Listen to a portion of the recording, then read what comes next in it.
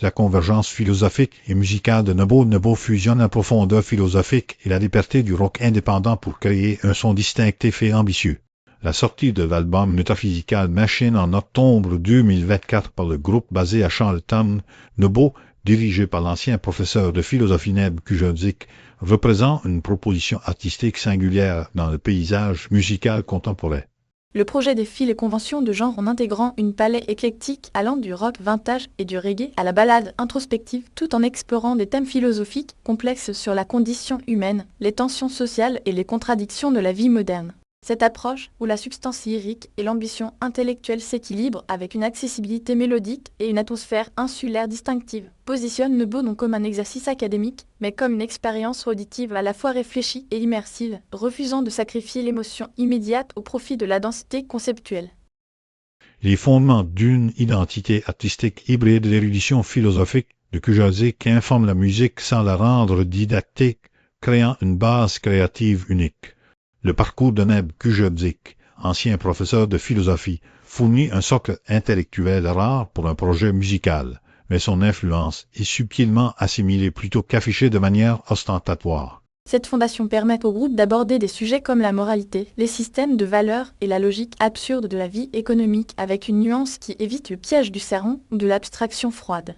La diversité stylistique incorporant des éléments de crossover cubain, d'alt-rock et de rythme insulaire n'est pas une simple démonstration d'éclectisme, mais fonctionne comme une palette expressive au service d'une curiosité artistique authentique. Cette liberté générique, couplée à des racines géographiques tangibles à Charlottetown, imprime une sensation d'ouverture et d'ancrage simultané, où l'atmosphère insulaire, particulièrement audible dans des titres comme Driftin, offre une respiration naturelle au sein de réflexions plus denses.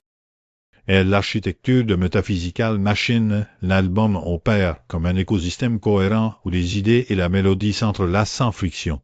Metaphysical Machine se distingue par sa capacité à maintenir une tension productive entre profondeur conceptuelle et engagement sensoriel immédiat.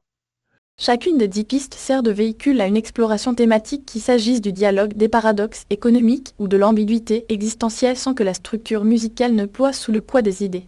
La force du projet réside dans cette alchimie, les arrangements mélodiques et rythmiques, souvent empreints d'une chaleur vintage ou d'une légèreté hawaïenne, portent la charge philosophique plutôt que de la commenter.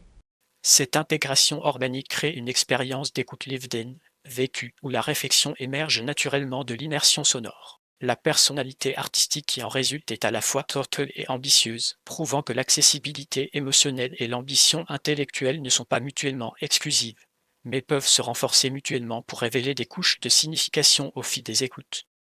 Une proposition stratégique dans un marché sature, Nebo incarne une niche viable, intellectualisme accessible, offrant une alternative à la production musicale standardisée.